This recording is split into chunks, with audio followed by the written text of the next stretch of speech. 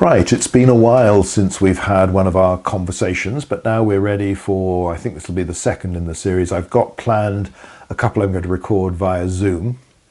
They will be out fairly soon as well, and then there should be more once I've got all that working and can coordinate with people. Today we're not doing the ancient world. Last time we had Ian Haynes, the archaeologist, but again I'm going through the lists of friends, and this is one I've been able to do live in person, and today we're going to be talking to Gareth Glover. Now, anybody with an interest in the era of Napoleon, of Wellington, of Waterloo, the Peninsular War, and more generally the wider Napoleonic Wars will probably know the name already. If not, they will be very happy to make his acquaintance and the acquaintance of his books.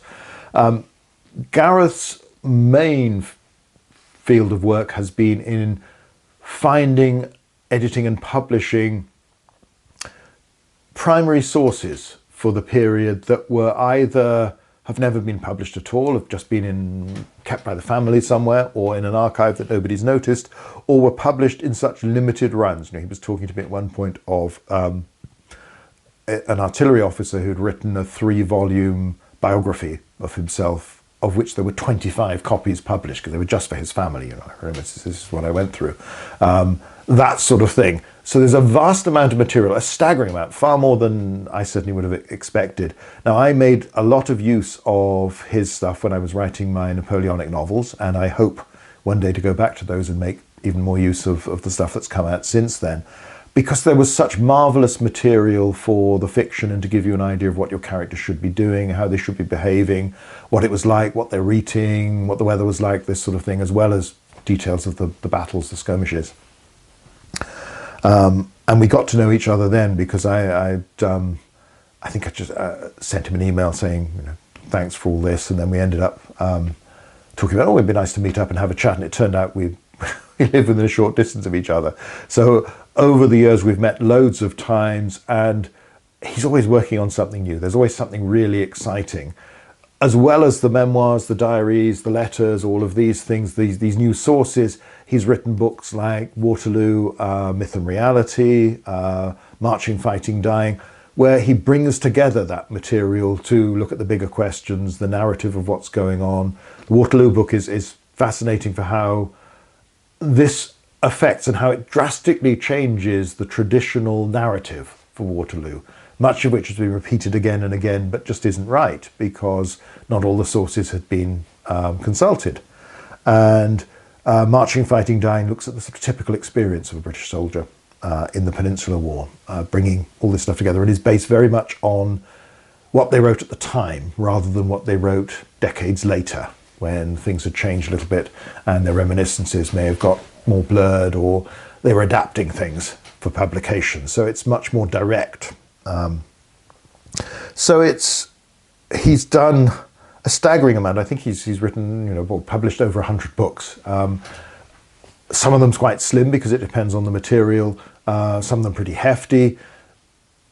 In terms of understanding Wellington's army, its campaigns against Napoleon's army, life at the time, what it was like, and more broadly, this struggle, have added a huge amount.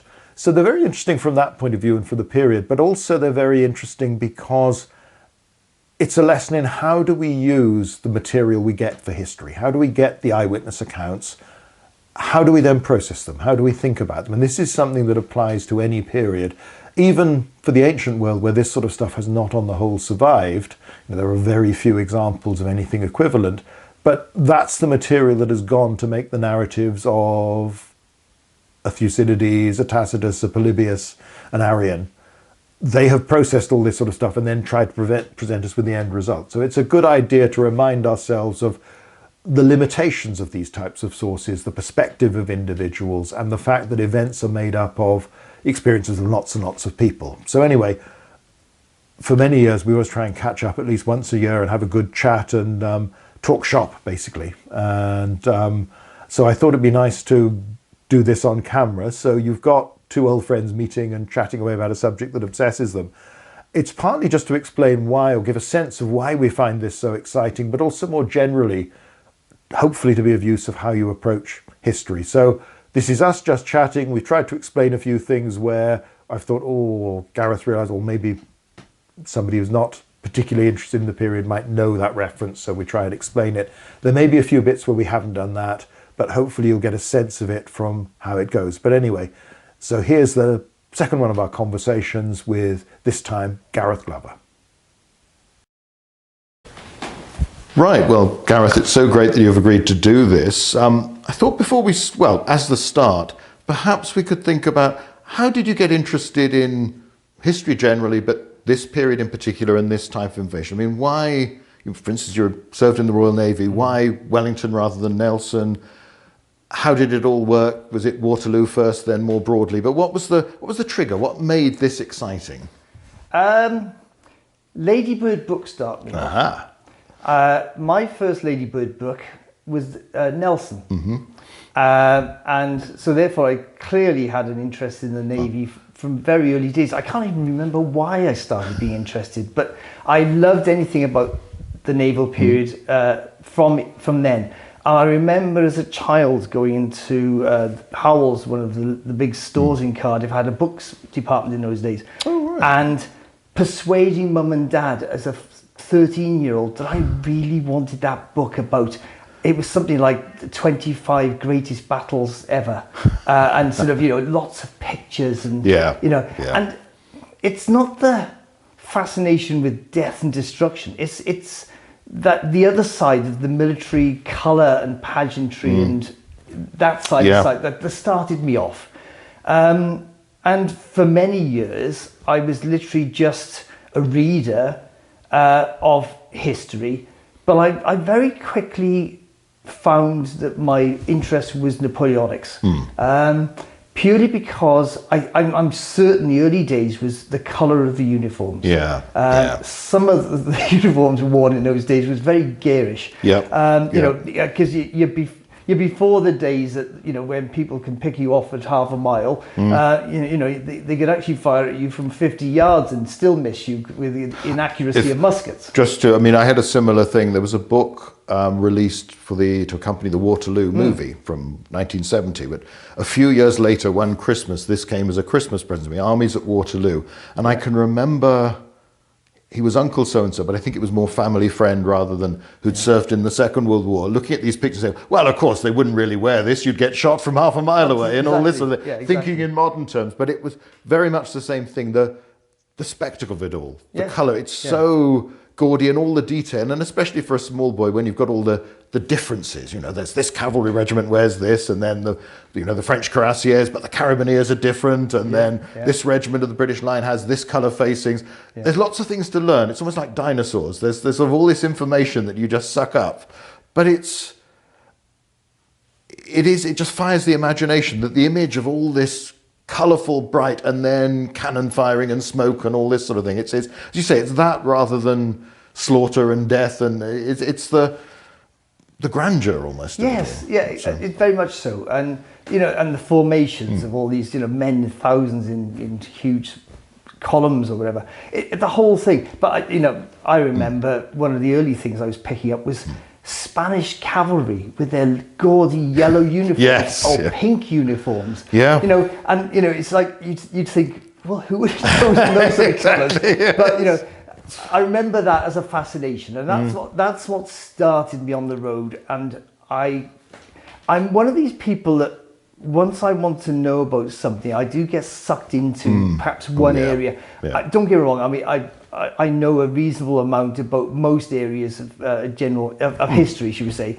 Although, you know, I wouldn't embarrass you with even trying to explain what I know about Rome and Greece. I'll leave that to my son. But overall, I've got a general interest. But I was sucked into Napoleonics very early on, and certainly by the time I was 16, that's all I wanted to read was Napoleonics. So, how did the step come from interest and absorb, which is how we all start? You know, we're basically, there's something that goes click in your head and you just want to know more. You've got to find out about these people, and it fascinates you, and it's the places, it's the people, it's the accounts. So what was the trigger for going beyond that to starting to say, well, actually, yes, there's all this out there, but I think there's more to be learned? Oh, that's a long process for me, because obviously I had careers in the Royal Navy and then in working as a manager in a shop, etc.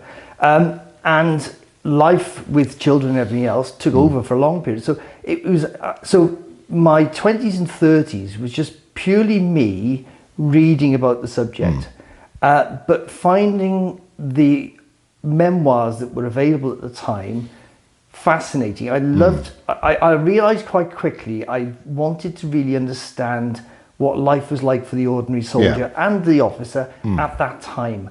Not so much, I understand the basics about this battalion went there and this went here and this what they did.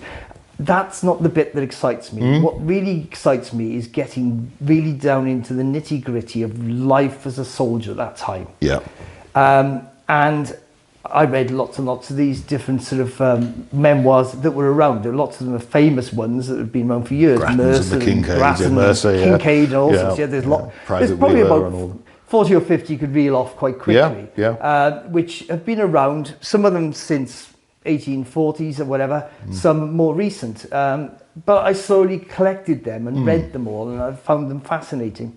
So really until about my 40s, that's just really as far as I got. And there was a little period where, when I was reading about Waterloo, there were a couple of controversial historians for a while publishing at that time. And they were making lots of claims that were different. And it started me wondering whether things I was reading were correct, because they were saying things very different. So it was a case of, well, are they correct, or is the old story correct and these are not right? But what I didn't like was that they were publishing their claims with very, very very small snippets of conversations or whatever from books as the evidence. And it was almost like 5 words out of a sentence, or maybe one sentence, and you're thinking. My brain started thinking, right, is this being taken in context or out of context? And I want to know. So that then got me thinking, well, is there anything out there that I don't actually, that I can sort of get to the original stuff and see what's going on? So I started with the Waterloo stuff because of this situation. And Cyborn, many of the people who are listening may not actually know Cyborn, but he actually originally sent out, what can you call it, almost a survey to every officer that was still living in 1830, so 15 years or so after the battle, and said basically, what can you remember, what did you do, what happened, what can you remember, trying to actually get the information together. Yes, because the context was he was commissioned to make the models, or at least I know his ambitions keep growing, and it ends up being more, and it all goes financially. He wasn't a very good manager or planner, but you can see one of them in the National Army Museum today in London, the other one's in the armories, isn't it? The Leeds Armories, Royal Armories at Leeds, which is a sort of bigger scale, inch-high figures. Of a different period, of La Haye de Son and the Derlans Corps and that attack, and the Union and Household Brigade, that thing, which I remember seeing in Dover Castle donkeys years ago when it was still there. That's right, yes, and then they got moved up to Leeds. So, and then the other one, which is much smaller scale, the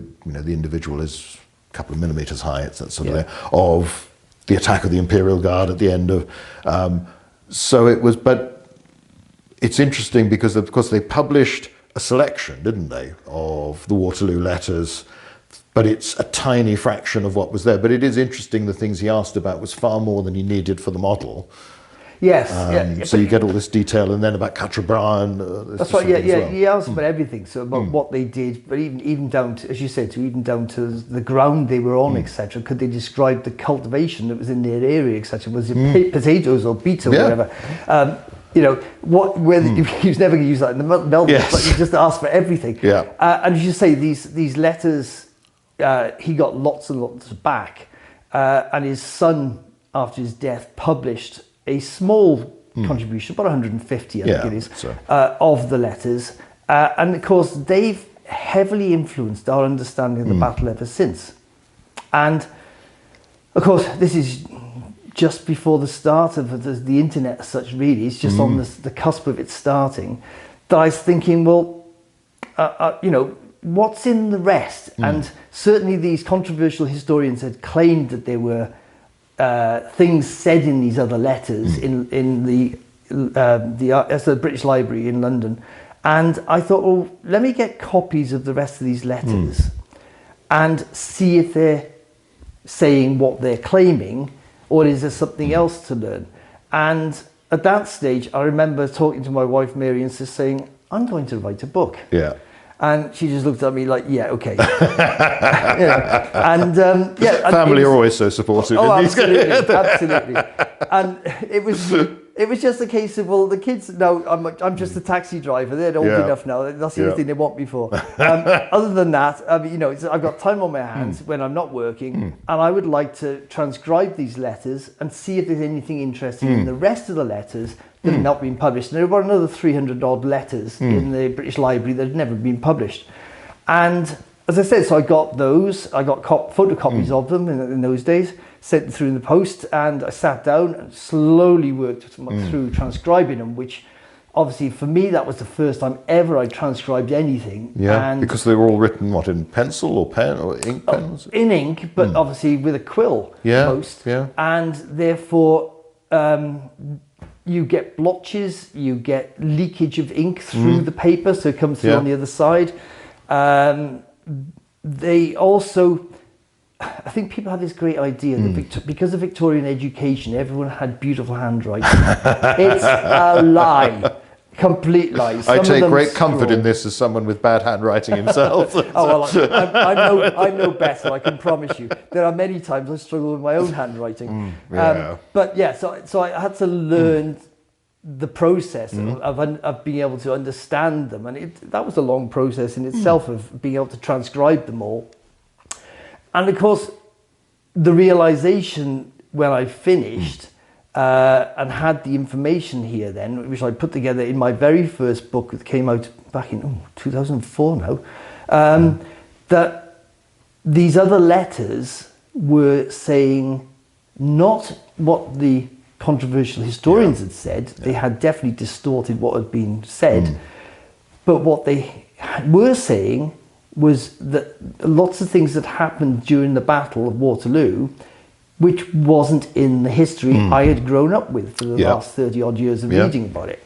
And I then published that, and that started me on that road of looking further, because I was thinking, well, if there is stuff here that says things that makes our history change and correct it and in lots of ways, then maybe there's more stuff. And of course, then with the internet turning up, wonderful, because the internet, it makes it easier for me to actually find this stuff. So it's been a long process, and every time I think I found all the great stuff, I keep finding more.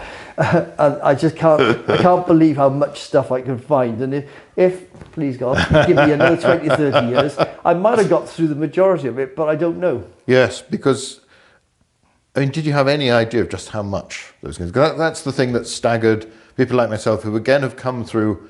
It's always been a hobby interest for me because I haven't worked on it, but I'd read a lot of, I suspect, the same sort of stuff in terms of the memoirs and then the people putting it together and thinking, even on the sort of peripheral side of things, John Keegan's Face of Battle, a book that influenced my thesis. I tried to use the same approach for the Romans.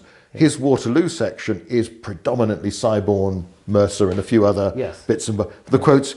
And there's a lot of information from that. But then to go beyond that, and of course later I was writing my novels set in the Peninsula, and that's how I came across your stuff. I'd already, I mean, I had several of them there already, and then I think it was, I was doing the second book on the retreat to Corunna, and I decided my fictional regiment was going to be in the reserve under Paget. That's right. And found, I think it was a war game show, Ken Trotman stand there, and there was Pierpoint's diary, who was the on the staff of, I can't remember his post at the time, but who every day recorded the weather, the distance they marched, what they used for fuel, or the chopped straw, and all that. Because the one thing I still cherish is that when I'd finished the book, and my editor came and said, "Oh, could you change this? Could you make, perhaps they're caught in a storm on this sort of thing?" And I was like, "Well, I'm sorry, it didn't happen because I've got the information."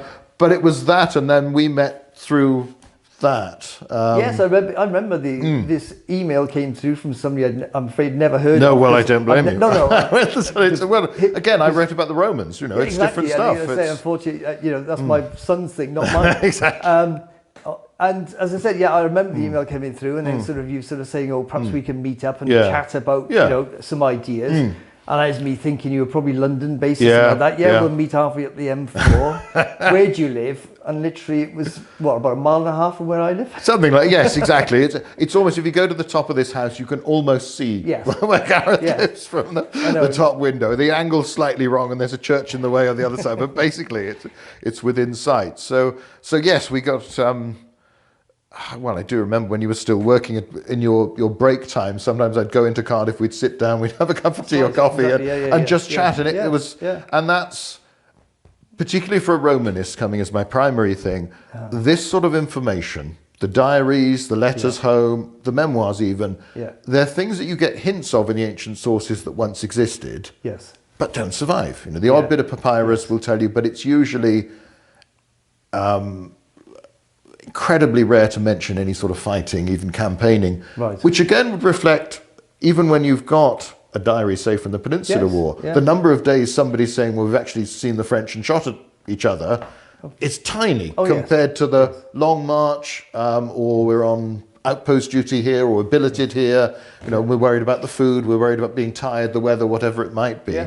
So the chances that in the tiny 0.00001% of stuff that survives for my period that will get anything like this. But it's interesting because it's a reminder that almost in a sense the histories I get for the Romans reflect that simplified view and story that's come from the fewer sources that have got repeated again and again, that may have started as eyewitnesses but aren't going to be all the eyewitnesses. So it just is that note of caution for me and for other periods of, well, you know, we're telling this as that's what happened and that's why this happened, but actually maybe it didn't. And then to go beyond that and say, well, what was it like for the people there? I know. That's the big thing. Well, I shouldn't say this to a historian, a professor as well. Well, not really. Well, no, I shouldn't say this really, but I have to say, I hate to say it, but I actually think, having realised how much the history of the Napoleonic Wars is wrong, that it can't be true. It can't not be true of every other area. That that too much guesswork and too much working off peers and their ideas, and it then becomes a theory and grows and becomes the fact.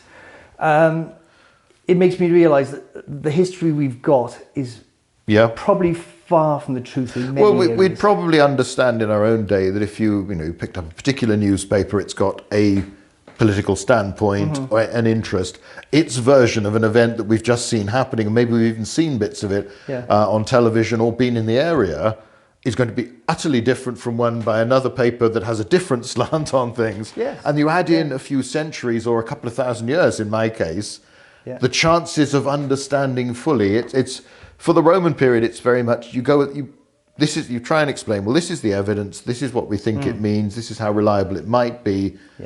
That's all we can say, because beyond that, we're trying to remind people there's probably more to this story that we'll never know. I mean, another thing, this is jumping on a little bit, but I remember when we went with Bob Burnham around Caerleon. And talking in the museum there, look at the Roman Legionary Museum that I will do a video on at some point. There's so much about the Roman army that the Romans, certainly what survived, never bothered to write down because they knew how it was done.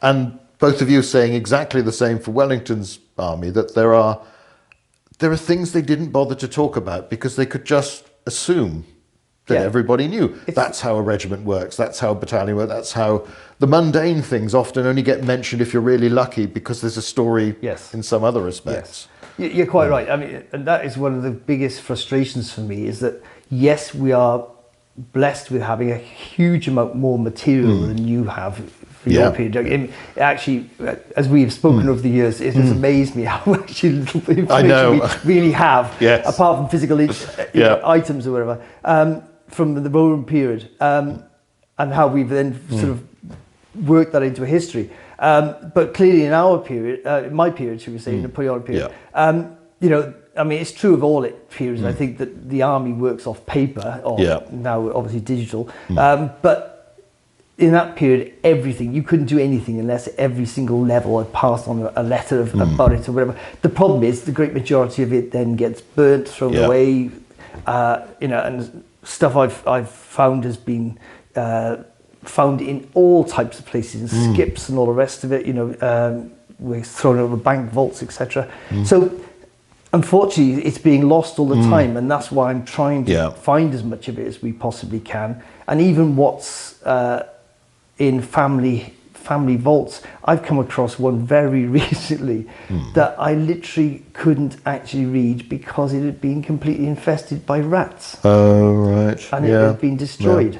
And so a family archive has been lost to us. So we're constantly losing stuff. But yeah, we are blessed that we have a lot more. But what we don't have, as you say quite often, is that how the system worked properly. Because, as you say, they know it. They think that anybody's ever going to read that book. You know, most often, if they're writing their own journal, they know about it themselves. Why are they going to tell themselves how the operation worked? And you know, you're not going to bore your family with letters which tell them all about how the regiment was working and all the rest of it.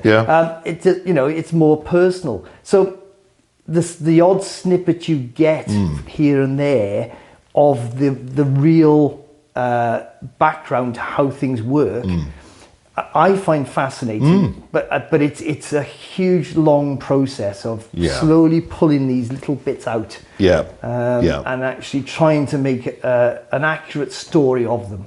Well, I think, I mean, one thing I've heard you say more than once is that almost any new thing you find, there's nearly always something in there, even if it's a tiny bit that you hasn't come up anywhere else, that nobody else has mentioned.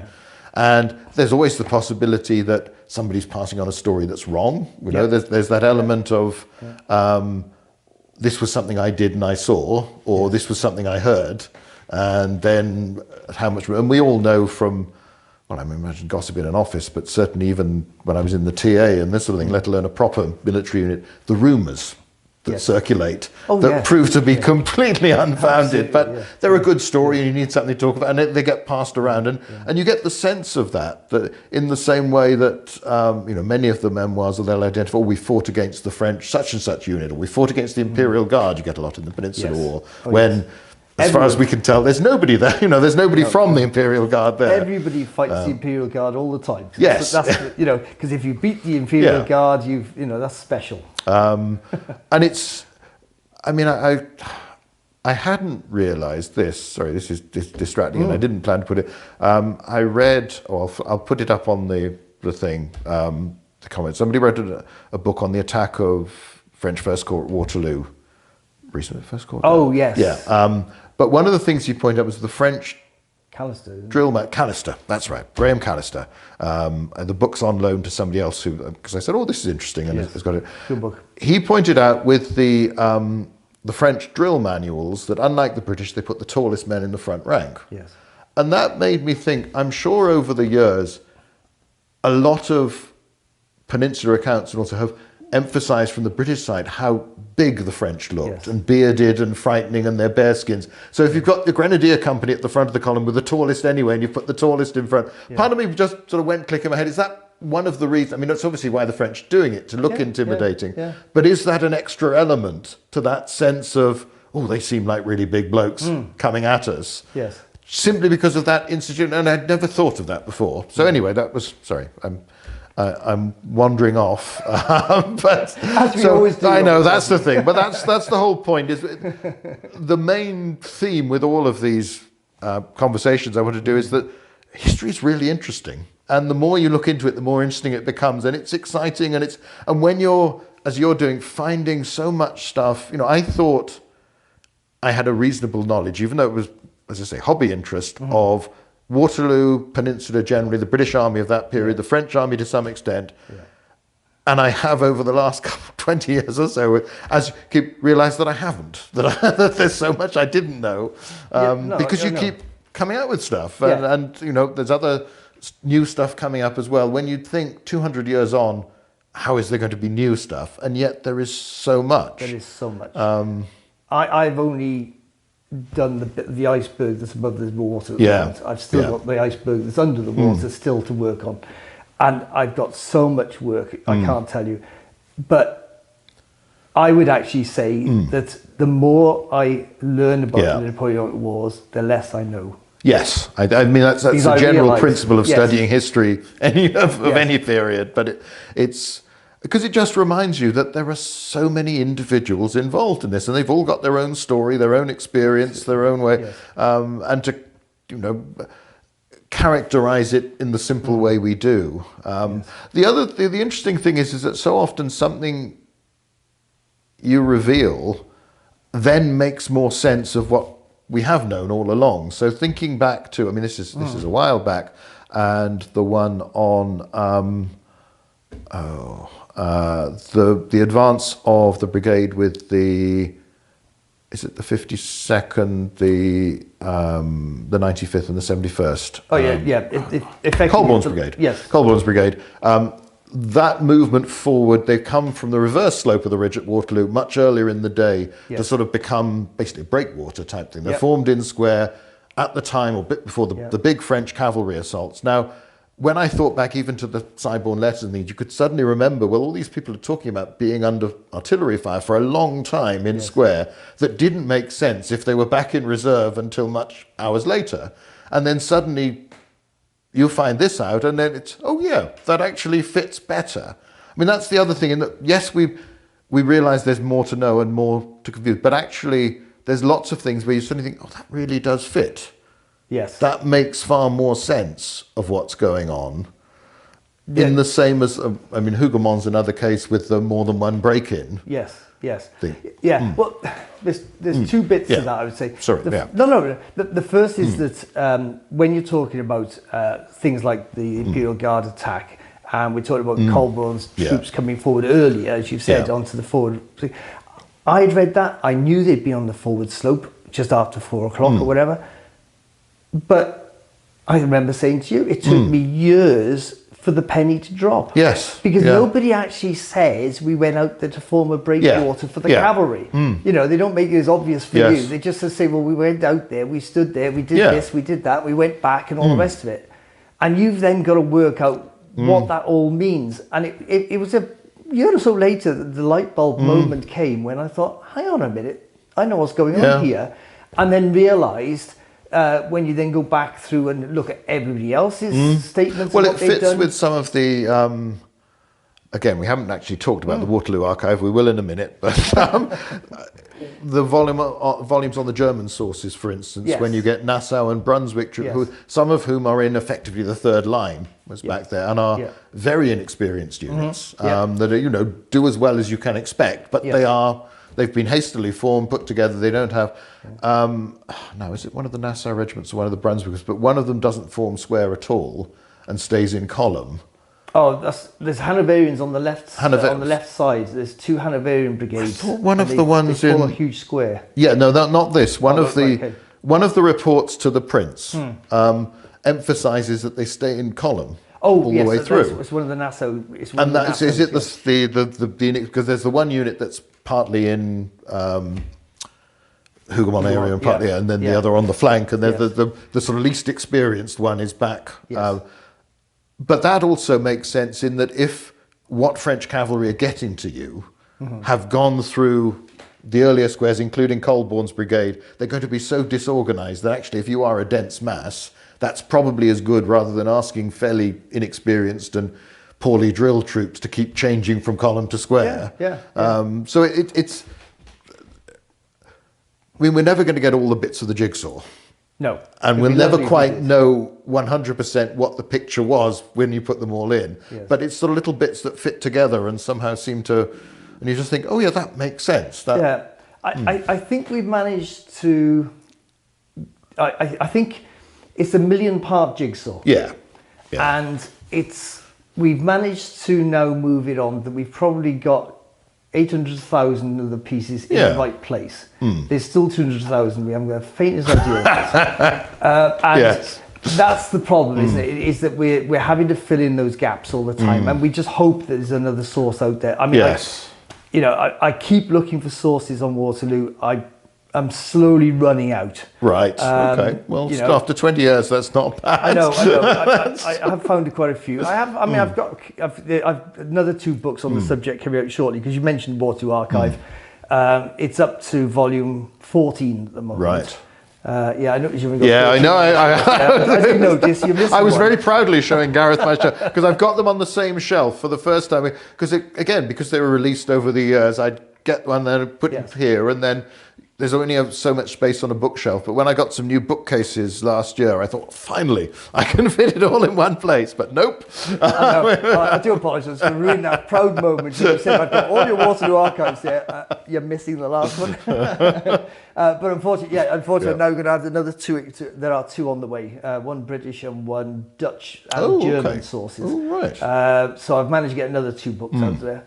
And I'm luckily, on the back of that, found somebody in Germany that's helping me translate some more German. So then there could be some more in the future.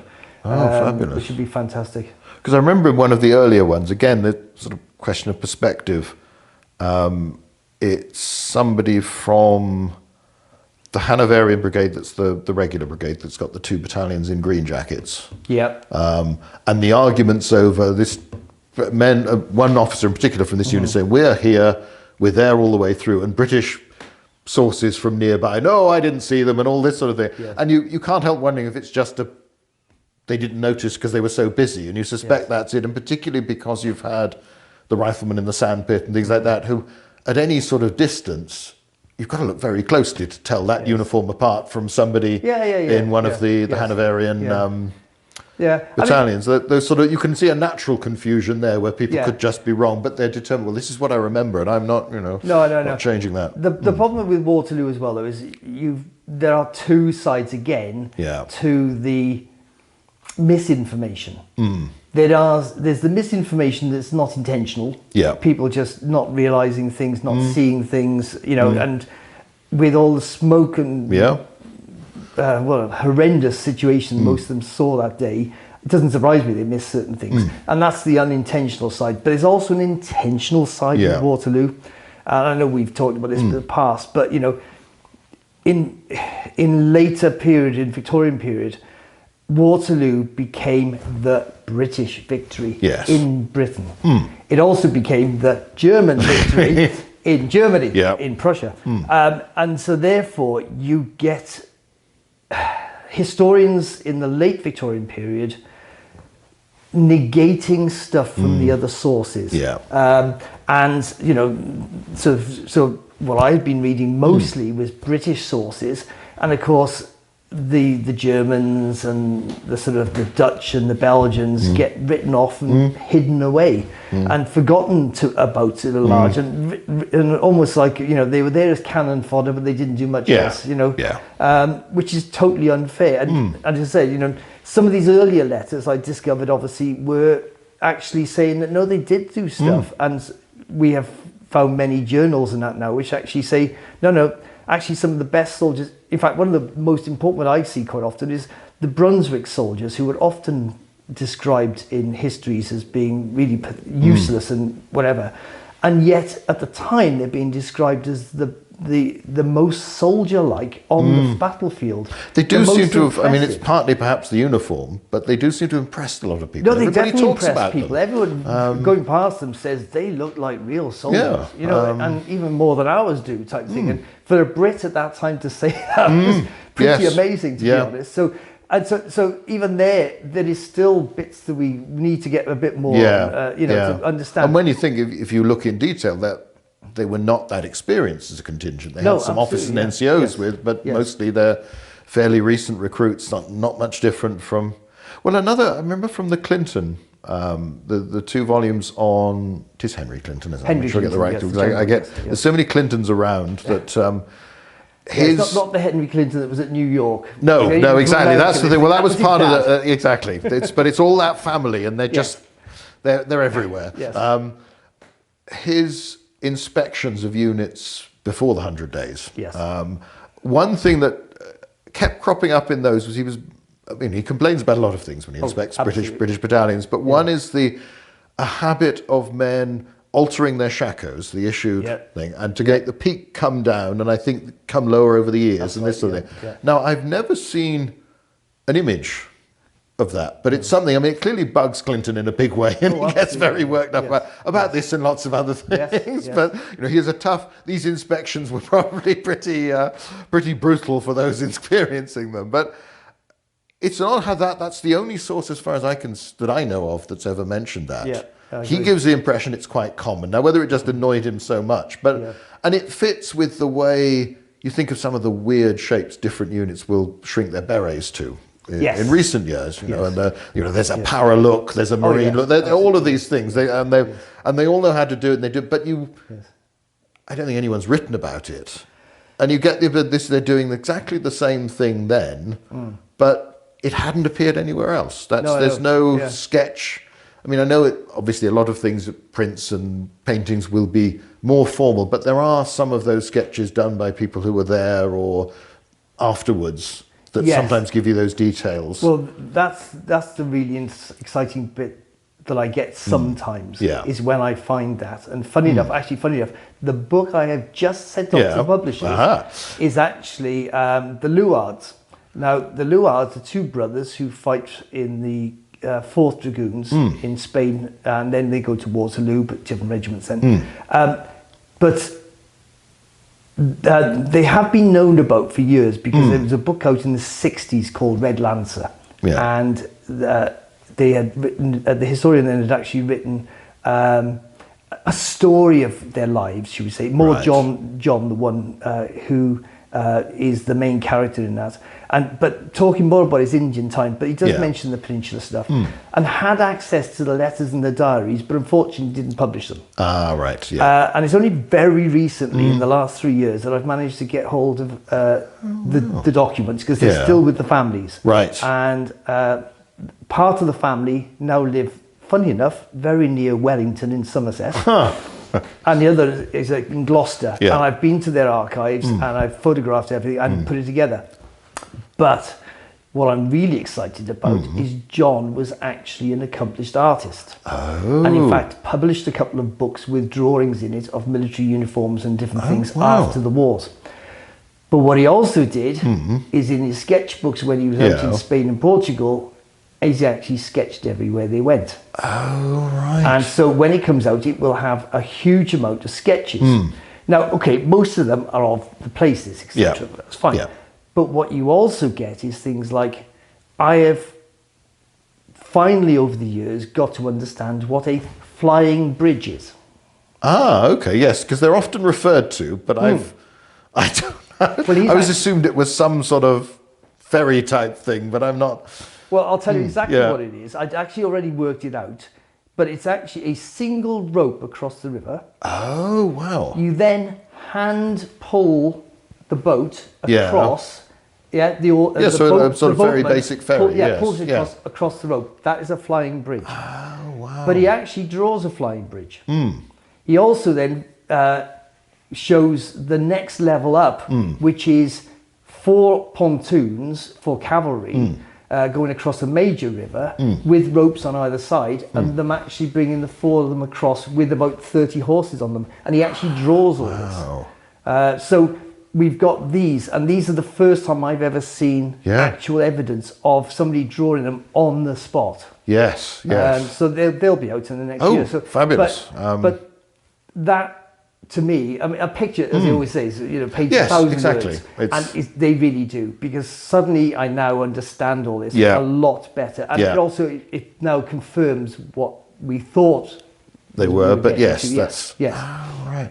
Yes, because you get the sort of sketches of views and vistas and this sort of thing, and that's part of the staff training that they're bringing in, isn't it? So it's obviously something people have been doing, have discovered as useful. And I'll put my Roman historian's hat on for a minute, but there's a big debate over map making and appreciation of geography in the Roman period, and one school of thought that they didn't really know what was going on.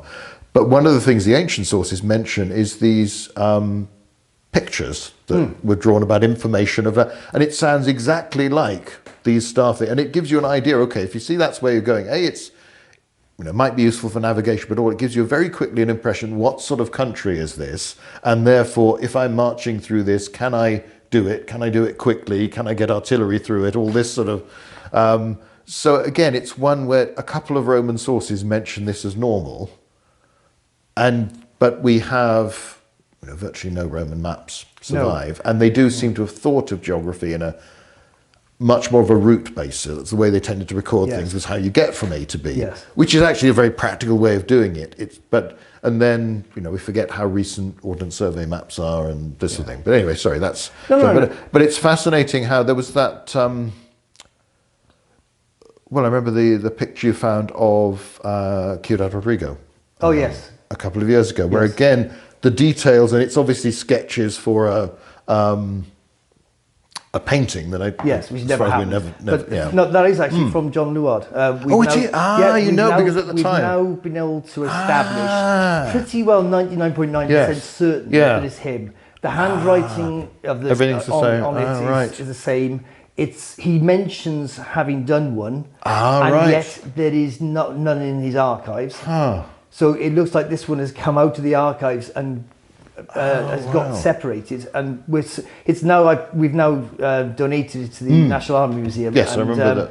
But I have given them the information to say that they can we're actually pretty well 100% certain it's John Luard. That's well. I always learn lots of new stuff because of things you've just discovered. So from each time, since the last time we met and chatted, there's always so much. Well, there is new. Always, well, the other thing for me is that because I just decided, right, okay, I'm now going to do this particular memoir. Yeah. I have not got the time to pre-read them. So when I decide it's time to do this memoir, I'm discovering it as I translate it or whatever. I transcribe it.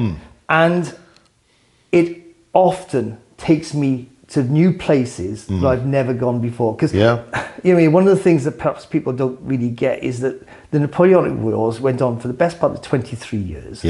And was effectively worldwide.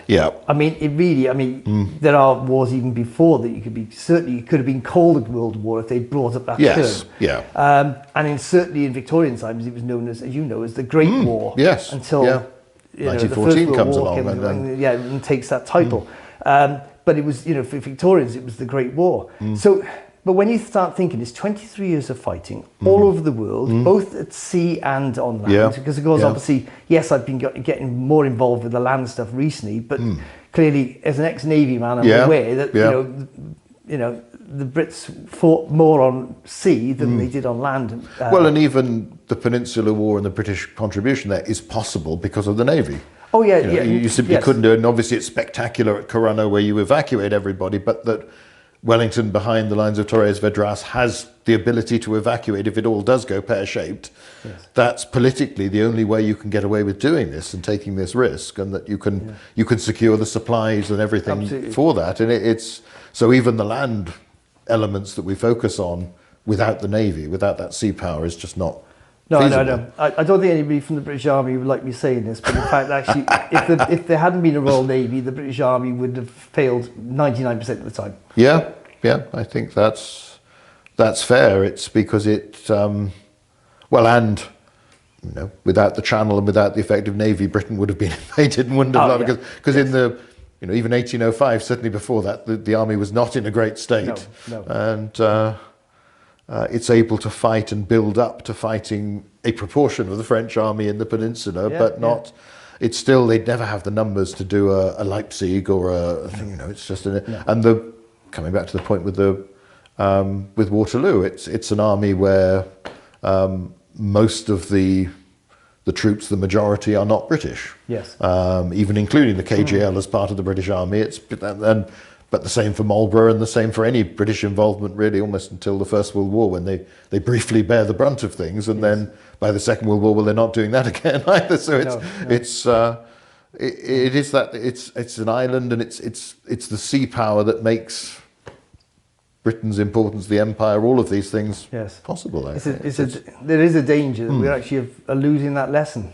Oh, I'm sure, because people don't bother to look at history and they don't think.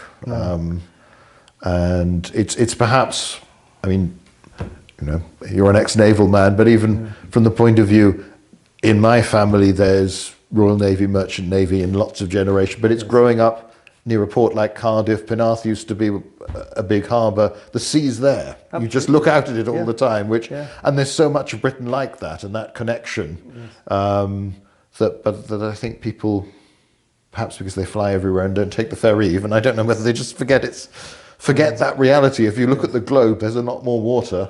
Well, I hope we never have that problem, but I fear that one day we'll rue the day we've allowed the Navy to fall to such levels. Yes. Well, it's worrying. I mean, people know we sort of don't go into current affairs much on this channel, though occasionally I go off on some rant or hobby horse. But when you're looking at the armed forces number in general, and you're seeing they're actually smaller than they were in the Napoleonic era, that's deeply worrying. You can talk about technology and all this and all very well, but unless you actually have people, given how much larger the population is, that we now have, you know, you do feel this is the 1780s in many respects. Let's just not spend anything on that. I'm sure it'll be all right.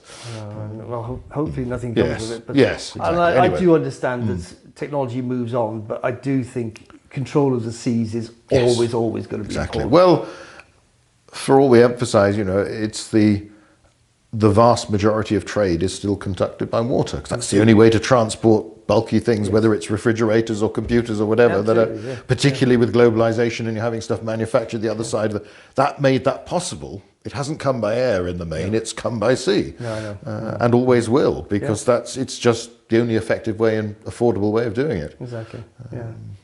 Anyway, sorry. Yes, we've gone off on a tangent.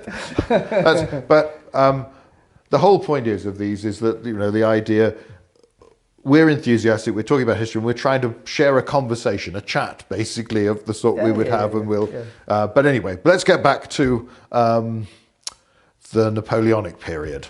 Okay. So a lot of what you've done has been bringing this wealth of, well, primary sources, we'd call it in the ancient. Somebody, and it varies from, there are some like what's the name of the man from the 27th, isn't it? The really lively memoir. Oh, Crowe? Yes, which is like a Kincaid or a Grattan or a Harry Smith. It's got that. There are some like that again had a limited publication at the time and everyone's forgotten about.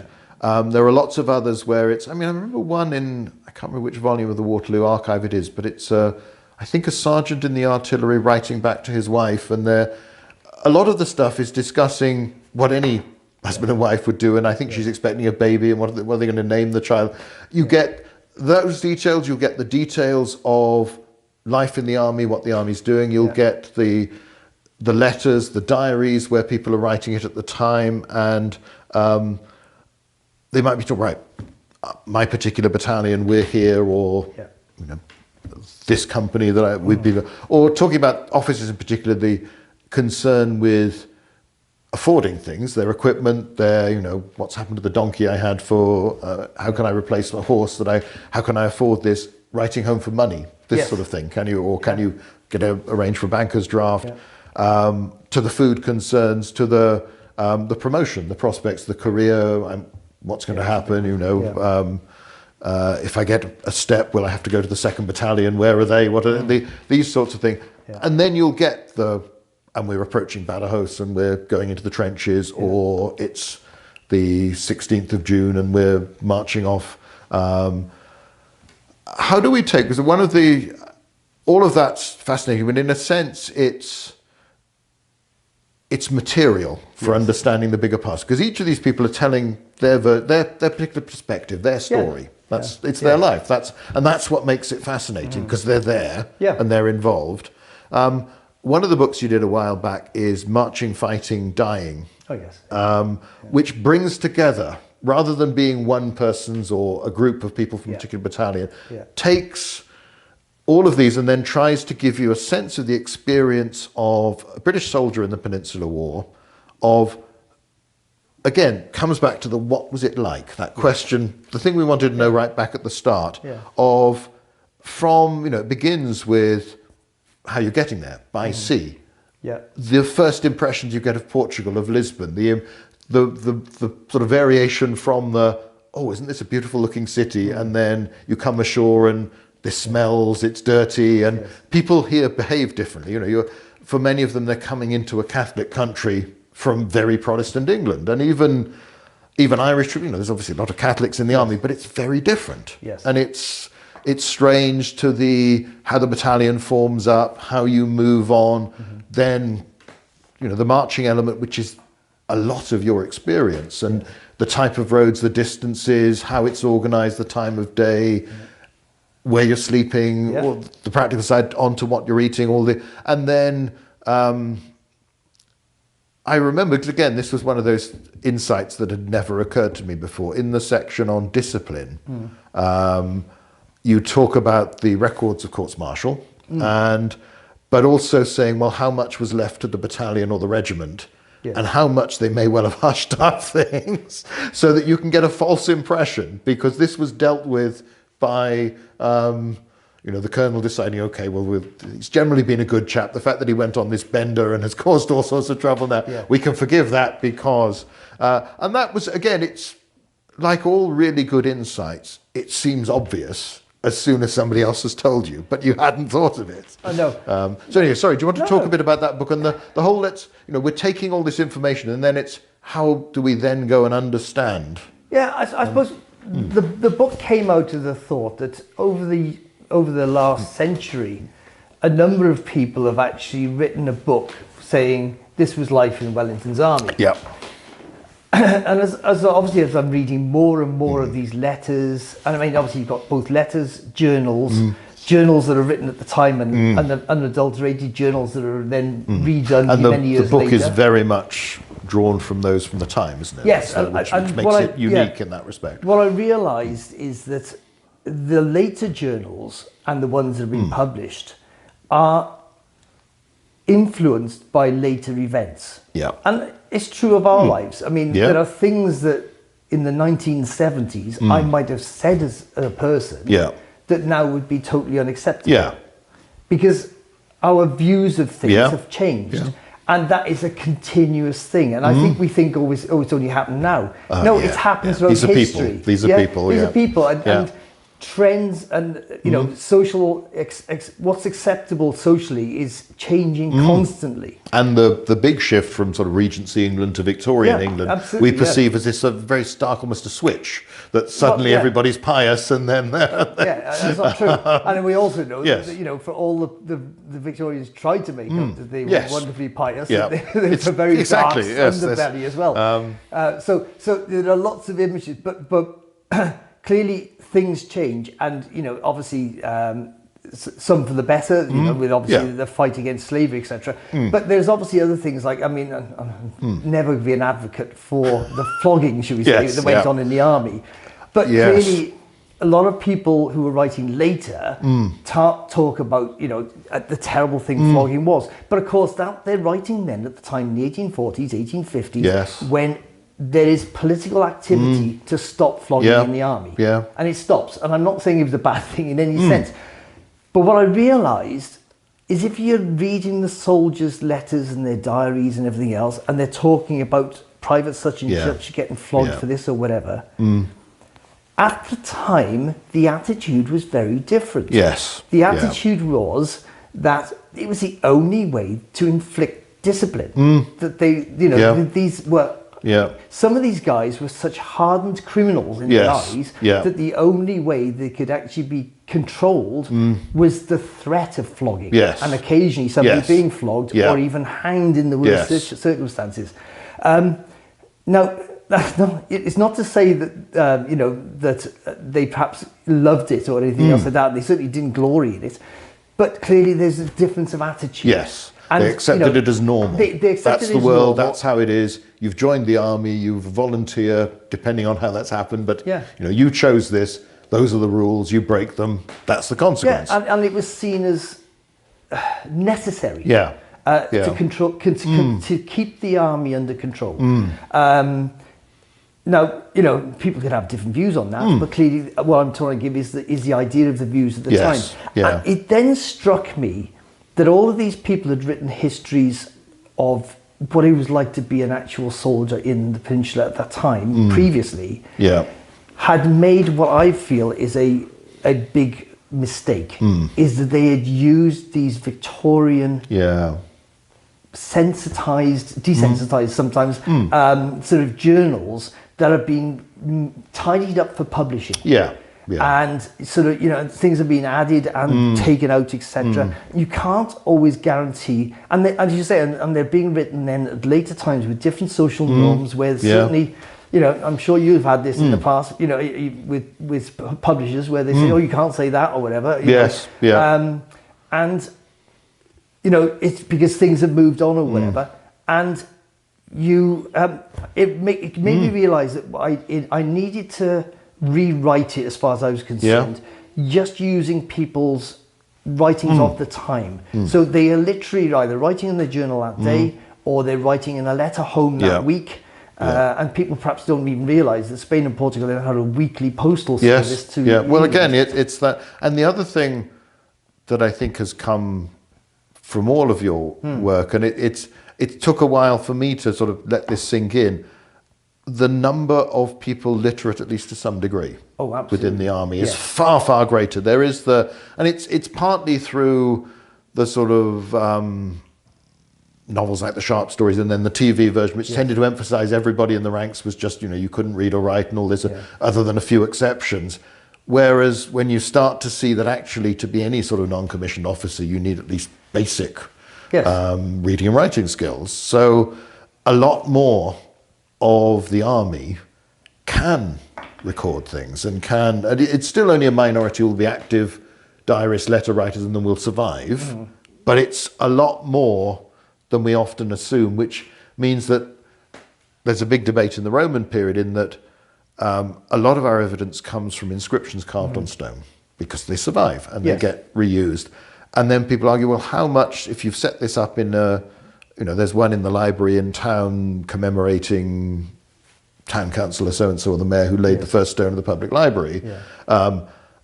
Every now and again I've bothered to stop and read that. You probably don't most of the time. So the argument is that maybe this stuff is there and nobody's paying any attention to it.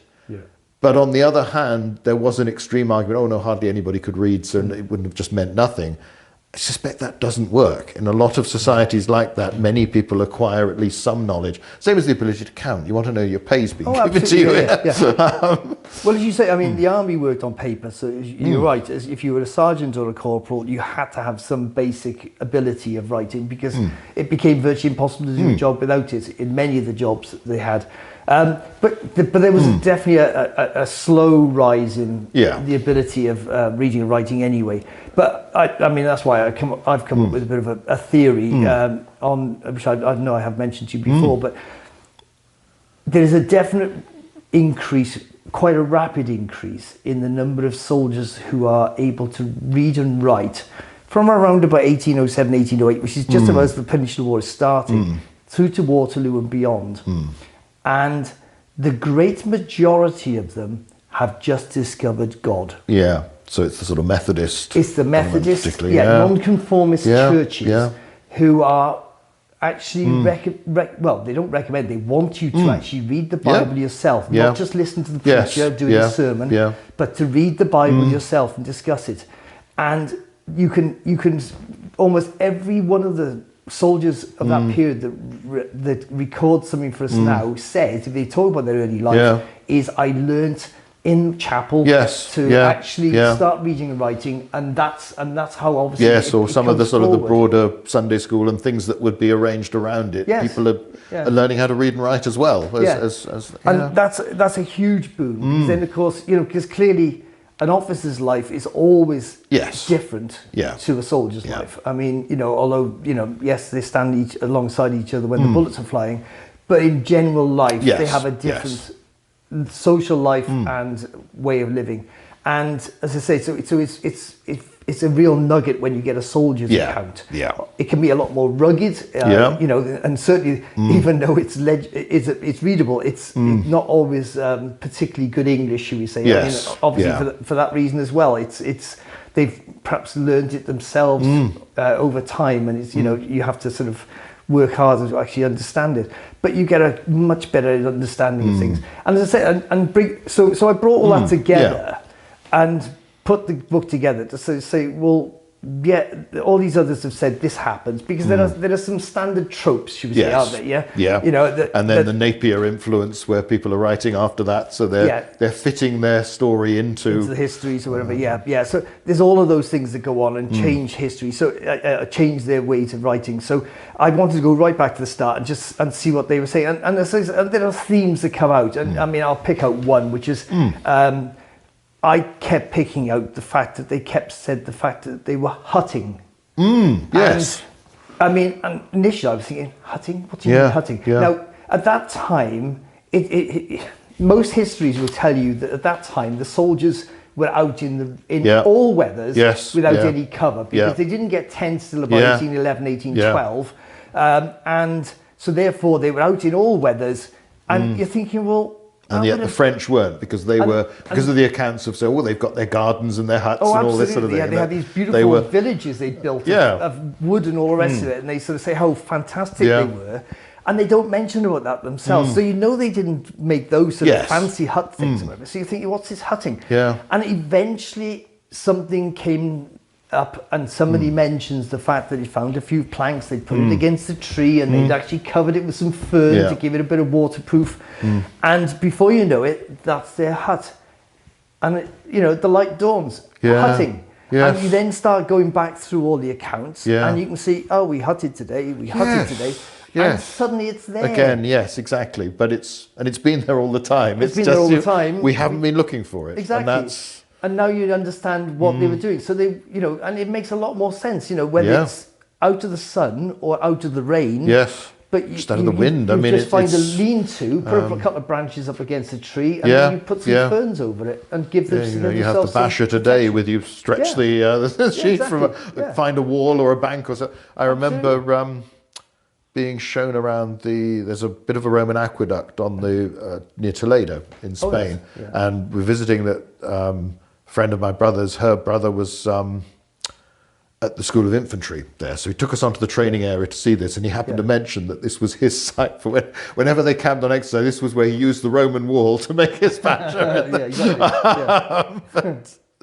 But again, because I think one thing, this is worse for the ancient world, is that people often they get caught up with the big events of a period, and then they forget the real time scale in between. Yes. And that these are people, and you're not just doing nothing for 6 months or 3 months or even a couple of weeks. And you will generally try and make yourself comfortable so that it's worse in the ancient world, because often the dates are so far apart. But I mean, another thing from the book is the emphasis, well, you've got the big battles and even the maneuverings that don't quite lead to a big action or some of the skirmishes, all the stuff we're familiar with from, I think probably the first account I read was Wellington and the Peninsula, that sort of thing that goes through. And you have that in the same way it leads to a neat story of, Wellington arrives, or Wellesley, you get Vimero, that goes well, but then there's Cinta and then Sir John Moore, and then after that it's sort of step by step, and we're going to win and we're going to invade France and Napoleon's going to fall. Yeah. And once you step back from that and think of how much other stuff is happening, and this could easily go badly wrong and we could lose this at every stage. Yeah. And the uncertainty you get in so many of those, the diaries of, I think we're going to be evacuated, I think the war's over, the croakers, that Wellington talks about. Absolutely. Because it isn't obvious that this is going to happen. People don't have this miraculous foresight that 1812 Napoleon's going to invade Russia and wreck his military system in the process, and that people will be drawn back from Spain, withdrawn from there rather than reinforced. It's that immediacy that brings back that human element, that you're living through this, and you are spending most of your time moving, marching, waiting, vegetating. Yes, exactly. And then how a unit can be weakened by disease, and this is another thing that struck me more, and I think this is from various conversations of, partly because, and again, I've written a novel on Corunna, and I haven't got as far as, because so far I haven't persuaded anybody, let me continue the series and do, but how for many people, well, I hope so, but we'll see. Well, I'm still, I hope, I've got plans, but it would, of how the retreat from after the failure at Burgos, the 1812 retreat, can be worse for many people than Corunna had been. Oh yeah, But in my mind, Corunna's snow and this is only autumn and rain. But when you actually, you read the accounts and you think back and what it is like to be out in that sort of weather and having to march and knowing that whatever tent or, you know, you're not going to have time to build a hut, you've got to keep going and you might not be fed. And it's, again, hindsight, we know what's going to happen and we know it's all going to be 1813's going to come, you'll have the Vittoria campaign and it's all going to be spectacularly successful. But it wasn't obvious. No, exactly. So...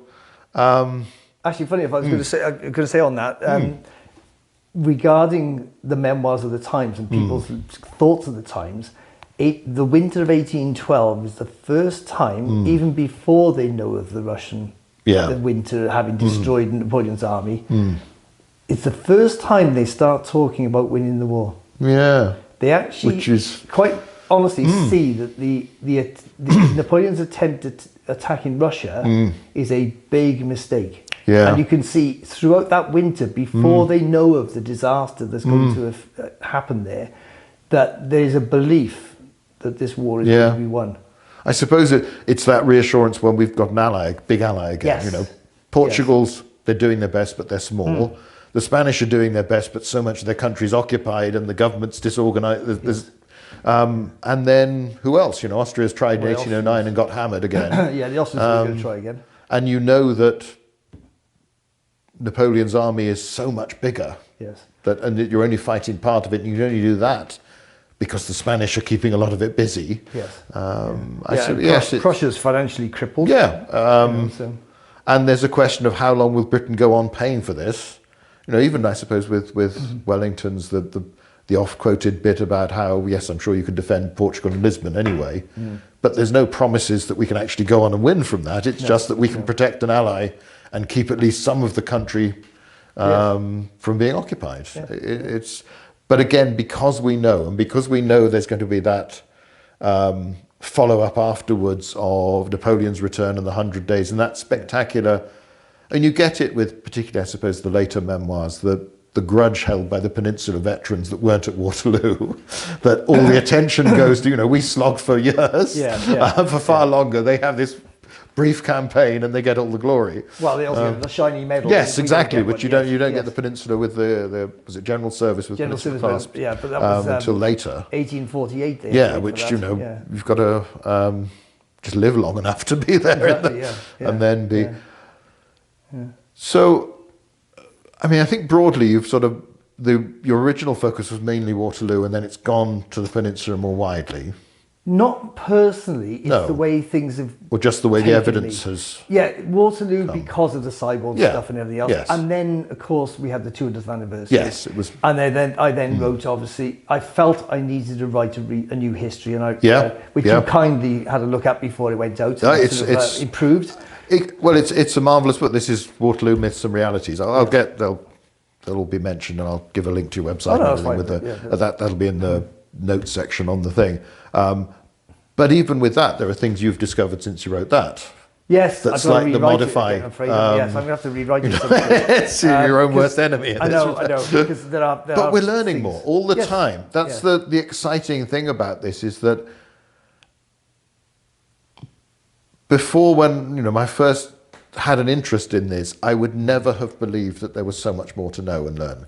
No. And all the stuff, and every time I've met you, and I mean, in a minute we'll go on and we'll ask what you're doing at the moment and what's coming out, because there's always just something, and it's sometimes a really big thing, it's sometimes a small thing. I remember the last time we were chatting, you'd come across a memoir from somebody in, I think it was the 42nd, and we'd all heard, because we've read it various times, that at one point the British Army introduces battalion guns. So they give a few artillery pieces, small ones, to a battalion of infantry. And other armies have done this, the French do it, Austrians at various times. But nobody ever explained, well, who's going to crew these? So, and this chap actually mentioned people being detailed from and it was, again, it wasn't a huge thing. It didn't revolutionize the understanding of it, but it was just that oh yeah, that makes sense. But it's that, again, a reminder of what we talked about earlier, all the things they took for granted. Yes. That unless by chance we're never going to know about. No. But there's always something new, and some of it's really big things, and a lot of it's just that cumulative, or a little bit here, a little bit there, another piece of the jigsaw, or maybe we had a piece but we had it the wrong way around, yes. and we fitted it in somewhere else. So what have you been doing lately? What's coming out? What's all the... Well, I'll just tell you something of the jigsaw. There are two jigsaws. The big one is the Peninsular and the Napoleonic Wars, full stop. Yeah. And as you say, that one, we're just doing little bits at a time. And I have to say, I'm not finding anything that is going to be earth-shattering. No, fair enough. The difference is with Waterloo, which is a different jigsaw. Yes, yeah. Is that jigsaw we've almost thrown out the window and started a new one. Yes, yeah. Which is, I think, is incredible. After 150 years later, we start doing this, and now 210 years now, wherever, we've now got a completely different jigsaw. Yeah. Which I think is incredible. Yes. But that's, you know, we can talk about that for another... I mean, the hard thing is that much of the old jigsaw keeps getting repeated if somebody hasn't bothered to do the research and look at what's come out. And that's true of, you know, I remember talking to Ian Knight, who specialised in the Zulu War, the old one of the British at Isandlwana running out of ammunition. Yes. You know, not there in the sources as it doesn't make sense. Right. But because it was in the first book, really, that was a popular book in the 60s to talk about this, and then gets repeated, it's in the film Zulu Dawn, all this sort of stuff. And you can't seem to dislodge these things, no matter how much you say, because there will be people coming new to it who will only ever find the old stuff. And they're often, you can understand that for a reader, but when it's a writer who's saying, oh, I'm writing a history of this, and all they've done is basically rehash. Yes. That's more frustrating, because you think, well, you could have got to this. But anyway, sorry, back to Waterloo and how much it has changed. Well, it has changed so many dramatically, and that's why I wrote Myth and Reality. But at the same time, now we'll have to correct that, because there are bits that have come out since.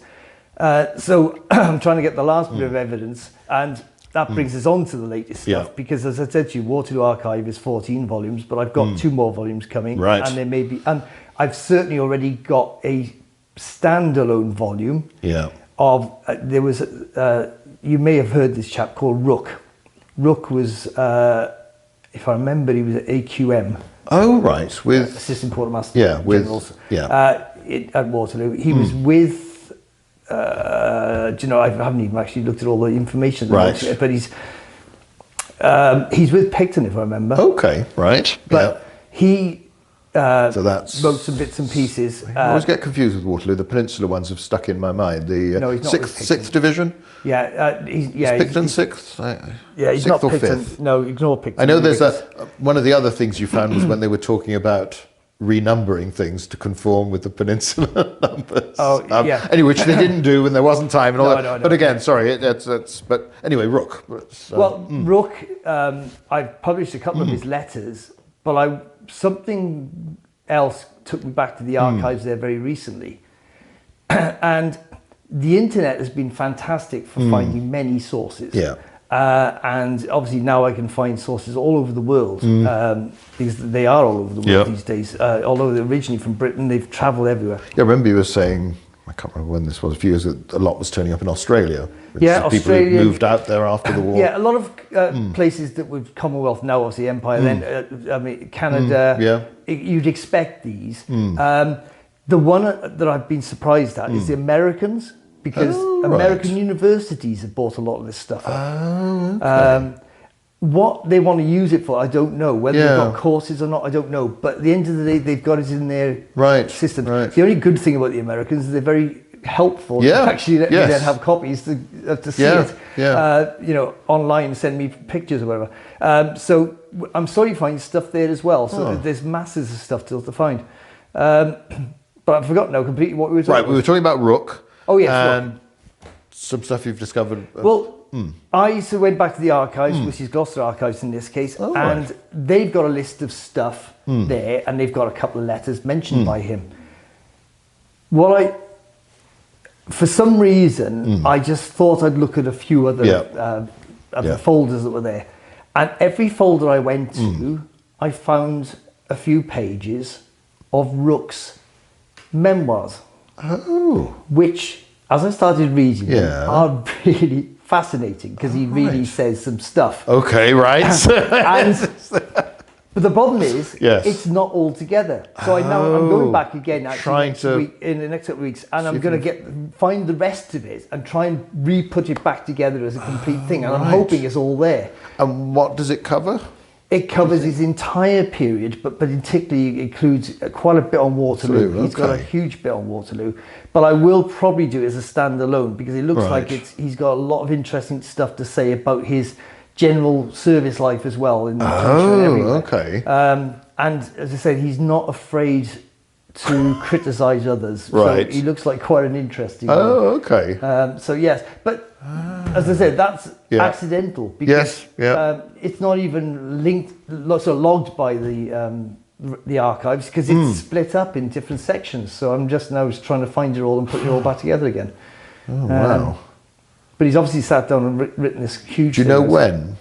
Any idea yet? It is later, Okay. but it's based on original material. Right, Because I've got okay. the original material as And well. it I does can correspond, see okay. a bit like, funny enough, Luard, Yeah. which I've mentioned recently, that will be out in the near future, early next year sometime, with his drawings, etc.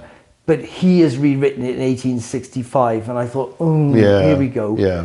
But what I was really glad to find out is when I went to the family archives in Gloucester, Yeah. they had his original day-to-day diaries. Right. And I put them alongside And each they're- other, and they're virtually identical. Right, And right. where he hasn't Yeah. done me identically, I've taken the bits out you and can- put it in. So I've sort of Marvellous. said, well, actually, Yeah. he's dropped this because he thought it wasn't very interesting. Yes. But it actually, to us, it's quite Exactly, actually that's the useful thing, because it's- it's the yes. mundane stuff. Yeah, yeah. So I've brought that across. So yeah, so there's always stuff going on like that. So I say WA got that, and I've got another. I have got no idea. Another 30 books, no question at all, Right, without even right, trying. yeah. And there's more stuff out there I've got to go and get. Yeah. How many so what's the total already? I'm on 135 Right. since I started, and when you think it's 21 years, I think, how the hell did Exactly. Yes, I'm I always have no amazed idea. at how I generally much don't know how you get it myself all all the done. time. It's I don't know. I mean, but there's about 6 come out a year. I mean, obviously, some of them are just these journals. I mean, obviously, it does take me time to transcribe them Yes, and put yeah. notes in and make sense of them and all the rest of it. And one thing But you've they're said not all before my is that words. some of them, particularly if they're pencil written on campaign, they are getting quite faint. Oh, They're yeah. hard to yeah. transcribe. Yeah, They might lose if they don't get. Yeah, some of them will be lost in the next decades. I mean, Yeah. they will be, they are falling apart now. And yes, they're with the archivists, but even they're saying that they're getting what can beyond they do? savings Yeah. sometimes. Yeah. So, some of them will get lost. And as I said, rat-eaten bits and pieces as well, which, was unfortunately Yes, beyond. that's Unfortunately beyond. I do remember my brother when he applied to go to Oxford. He got his application letter sent back because it had been eaten by snails and then caught in a postbox fire. Oh, right, okay. You just thought it was one of those things. Obviously, destiny was saying this wasn't going to, but it was just the odd. But again, it's that fluke of what gets lost, what survives. I mean, that's the big story from the ancient world when everything had to be copied out because you've got no printing presses. So people had to think it was worthwhile, and then the copy of the copy of the copy had to survive. And given that most gets through the Dark Ages if it's in a monastic collection or something, then if the monastery library catches fire, Yes, gone. exactly. So even in the 200 years or so, it's still that big risk. So I think that risk is still there. I mean, Yeah. the amount of stuff that I know that was actually around in Victorian times that has vanished. yeah, and it's We've had wars, bombs yeah, out, of course, etc. yeah. So I mean, Yes. so things get destroyed, fires in houses, etc. because I remember looking for my grandfather's, trying to find out about his service in the First World War in a bit more detail, and because he was artillery, it's a lot harder to trace somebody in the artillery than somebody, say, in an infantry battalion or cavalry regiment, where you could say, well, that's where they were, so he's probably here. Yeah. But again, his personal documents were all lost. I think there was a fire in the 20s or 30s that a lot of stuff went. So his medal records are there, but the rest is gone. And there again, that discovered, because I remember my father telling us that his father had been at Gallipoli, And when we found the medal records, which we actually did mention when he arrived, he was in France at the time. He'd been on the Somme and went out to Egypt afterwards, and he was in Jerusalem in 17 and all that sort of thing. We've got photographs and everything, but that reminds you of how unreliable the family memories can be as they get distorted. And that just distance in time, as you say, people are sitting down years later in a different environment to write something, and in some cases the publisher's telling, well, can you make this a bit more exciting, or and they prefer to remember things a particular way, or it's just, you know, without any deliberate thing, it's just that's how you've come to think of it. Also, I was going to say, they've probably discussed it in the mess for many years over time, and your views get manipulated by the general view. Well, I can't remember which volume of the archive it's in, the argument between those officers in the 32nd.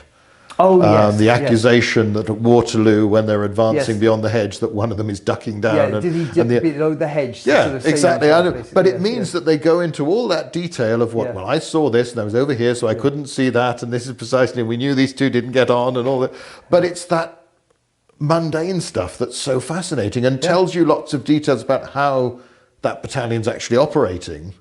That are simply, and we advanced and, you know, met the French. There was a terrible exchange of musketry and they retreated or something, which is often what you get. It's the only particularly accurate view we've got of what the road was like. Yes, exactly. And how high the banks were and the hedge because of because distortion. They describe it in huge detail. Yes, you know? Exactly. And only because they've got to do this. And it's that. So it's again, it's wonderful how these things survive, but the chance that because of that dispute and obviously very bad blood in that mess, this comes through and it happens to get preserved. So it's so I also find it interesting, with that chap, Ross Lewin, who actually then wrote his memoirs, didn't even mention that he had a court-martial at Waterloo. No, exactly. You don't mention that, you know. Well, yes, it's probably not the... yes, it's... But no, you'd like to think, well, we knew everything about Ross Lewin, but we didn't. No, because he did... Yes, exactly, yes. So all this stuff about, you know, fake memoirs being published at the moment in the news here in Britain. I mean, to be fair, he was found not guilty. Yes, exactly. That's the thing. And obviously he didn't want to go through the unpleasant... and it did come down to so much, you know, interpretation of what was a reasonable posture to be in. Yes, I know, exactly. It got... but again, because of what they'd yelled at each other and the accusation of, you know, the sort of the implication of cowardice that... I know. But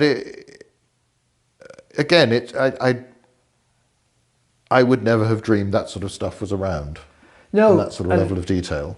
Luckily, the other thing that I find wonderful is because I've now got a name for doing this. Yes, people tell me about it. Yeah. This is something I didn't know they existed, and somebody said, "I've got copies of this. Would you like it?" Yes, please. Yes, and that happens so often. Yep. So anybody out there who stumbles across, you've either got stuff in, you know, the family archives or whatever, or know of somebody that's got something. Just put them in touch with me, please. Because because I've got a website. Yes. GarethGloverCollection.com. Yep. No, it'll be in the. I'll say it'll be in the notes on the video. Great, but you know, if anybody, I will always help people, and you know, obviously, and it's linked on my site as well, I think, anyway. Yeah, but it also helps as well with people then wanting to know a little bit more about their own family and understanding them. Yeah. Because not being funny, a lot of the people who are not into the Napoleonic Wars as much, those memoirs half the time don't mean anything to them. I can put them into perspective. That is true.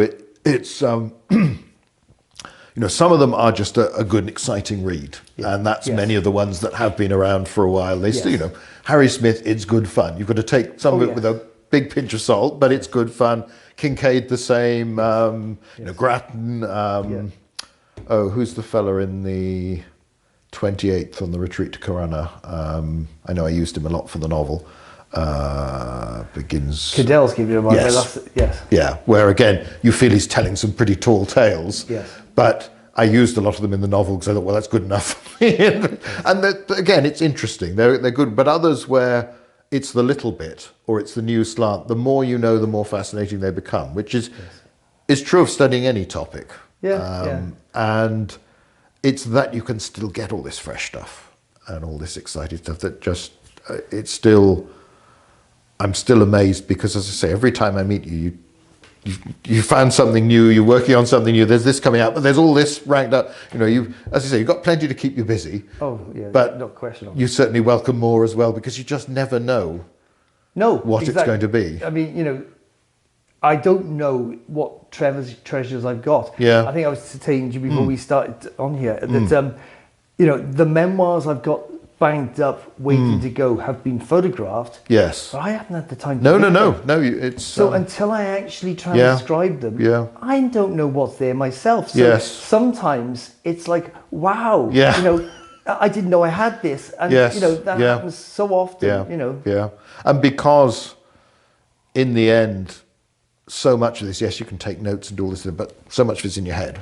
Yes. And it's what you can remember, and there's a limit to how much we can all... I know, exactly. I mean, or that sometimes you forget about, and then a bit later realise, hang on a minute, isn't there something I remember from that links up with... You know? Actually, that happened with the Luards, because we got all the information from the family, and I was going back through my computer at home, which has got all my... You know, everything that I've been sent anytime, sort of piled up in files. And I came across a file, and I clicked on it, and it was a load of it's watercolours by Luard, sent to me 12, 15 years ago, when I had nothing to do with Luard. Yes, so the name didn't jump out as all. And the unfortunate thing is, I had a problem with my computer years afterwards, and I have no idea even who the people sent it to me are. Oh, crumbs. I've given a photograph, there's a photograph of a woman in one of them, and I've given that photograph to everybody I know in the family. Yes, Nobody to try any recognises idea. So they don't even know where these pictures are. But I've actually now got a load of his watercolours, which will be in the book. But as I said, we don't even know, and I can't even go back to the person and thank them. Because it's lost. It's a file of pictures I got sent decades ago. But as you say, so sometimes I find stuff myself. I'm thinking, oh, I forgot I had that. At the time, I remember getting them and saying, oh, unfortunately, you know, the book's been put out. I don't know where his papers are, because they were still in the family, and sat on them. And thankfully, I sat on them forever. But now they'll be out. But well, marvellous. Well, just to finish, what do you think's the key? I mean, there's the whole process of finding things and discovering, but when you're going through them, how do you approach it? What's the most important thing of trying to understand the value, but also the context and the reliability and the... Right, okay, that's a huge question. Maybe we'll come back another time and do that. It's a big question, but I can go with the basics. I mean, first of all, obviously, you're looking at its immediacy. Yes. Because obviously the later it's written, the more likely it's been altered or changed, or whatever, which we've hinted at before. Yeah. So the immediate stuff is great. Yeah. It's then, I suppose the first thing is actually me having a huge pile of rubbish in there. I know the feeling, Initially, a little spark goes off and it says, I've never read that before. You know, or a little hint that's about something, flying bridges or whatever, and suddenly explaining all about it. So you get little nuggets like that. The other big one is that I pride myself on doing a lot of background to the yes, well, that's the thing. There'll be notes of this is the spelling given in the thing, but on the rolls of the unit, the name spelt differently, or is it this person? Whatever, There are, you know, that sort of detail. Or, so try and explain. So everybody they mention, who are they? And then, you know, of course, that helps in some ways because you can put those people with the unit. But sometimes you can't. And then that starts throwing alarm bells. Like, hang on a minute, he's mentioning people, I can't actually put them in the unit, or I can't put them there at that battle, time, or whatever. So that helps. That really helps the process a bit, because as I'm going through, I get more and more confident with the story he's telling me and the accuracy, because he's mentioned such and such getting shot, and yes, I can find out that person got shot at that battle or whatever. Or I'm getting the other problem of it's not working. It's not working. What's going wrong? And you having to work that out.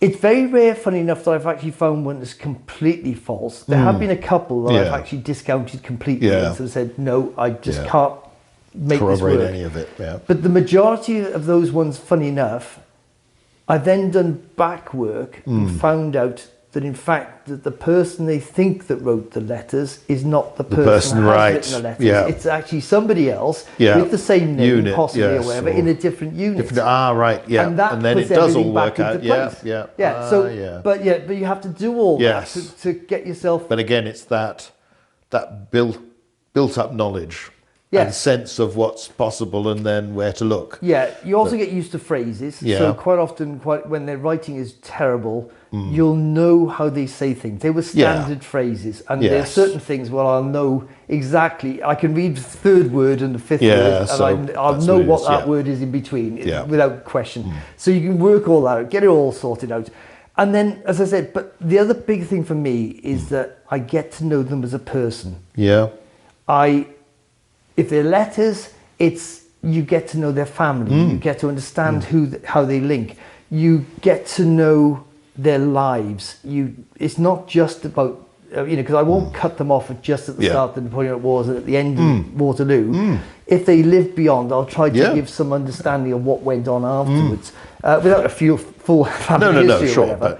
But go on that way. Yeah. And funny enough, a book I've just given you a copy today of it. Funny enough, is the Frasers. They actually get involved in the units. Frasers and the units. It sounds like that's two different families, but believe it or not, it's basically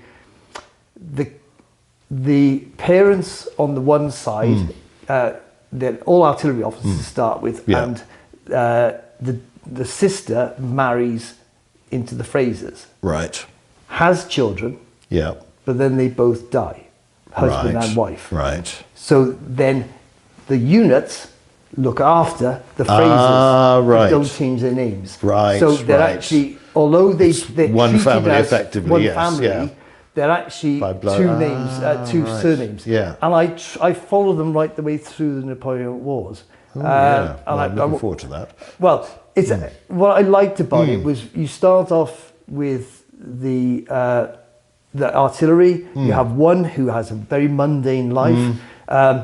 His diary, you'll be glad to know I didn't produce it completely, because he spends a lot of time talking about what he did in the garden every day, what he had for tea. And the other thing is, it has been used, his diary, to help the meteorological service to understand the historical weather of that period, because he recorded every single day. So precise man, but yes, you'll be glad to know I removed all of that and just kept the military stuff and his family life. But it's interesting to know that's there. Yes, I know, it's there, and I've said if people want to go and read it, they can do, but it would have been a book of 10 times the size and would have been very, very tedious, to say the least.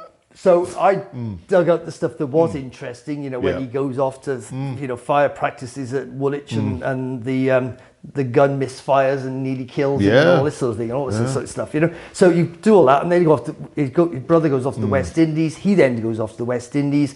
They're involved in many of the actions that you hardly ever get anything about the Royal Artillery and what they do there. Yeah. So it's the first accounts I've ever come across of some of the captures of some of the islands. Right. And the brother was actually in command of the artillery in some of these islands, etc. Back up to 1809 when they take Mauritius the second time and all the rest of it. So all of that lot, and then you get the two sons, the Frasers, who have kept that name, go off, and funny enough, they join the army and both go to the Peninsula. But it doesn't work out well for them. And they're infantrymen. They're infantrymen in two different regiments, and unfortunately, life doesn't work out well for them. And in fact, the Napoleonic Wars doesn't do very well for the family as a total. Again, but that's a reminder. I mean, it's something you brought out, I seem to remember in the introduction of Myths and Realities. The overall cost to Britain, population-wise and casualty-wise, is very high. I mean, it's spread over 20 years, but it compares with the World Wars from that point of view as well. It's just that we focus on a few bits, and we also forget some of the losses to fever and accident and storm. And but it is very costly. It costs Britain a lot financially, but in blood, even though the British contribution is smaller than in some nations, and you have the sort of the Jane Austen view where it's on the periphery because she doesn't write about that. Yes. So just occasionally these male characters appear who've been involved in the war. Yeah. But again, that's just perspective Yes. on the thing, and there are the number of people who did lose a lot, and the number of people who didn't make it. Yeah, too, no, you're quite right. I mean, hearing. funny enough, I did that reintroduce that sort of comment in the front of this book because, in fact, as you say, although the number of years involved is different, but the actual the numbers of deaths and injuries equates almost identically with the First World War. I know, and which helps explain for us the First World War is the big tragedy, the big bloodbath. Yes. You see poppies in a cornfield today and you feel sad. It's that the imagery of it much more than the Second World War. Yes. Even though the risks for those involved was very much the same. It was just less of the armed forces were at the sort of the cutting edge. Yeah. But you can understand why, particularly for the British who didn't get involved in, yes, you've got the Crimea, but you're avoiding continental wars. There are wars fought, but they're a long way away by only a relatively small, that there is a sense of, it's the trauma of the Napoleonic Wars. Yes, we won, but this didn't half cost us a lot. Absolutely. And plenty of families that must have mourned in the same way that they did. That's that sense of,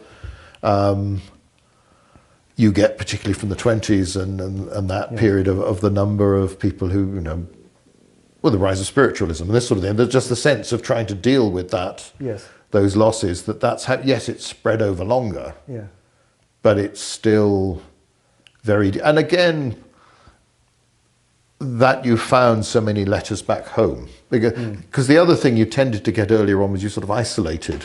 The army was off there in the Peninsula, or maybe it went to the West Indies or Canada or wherever.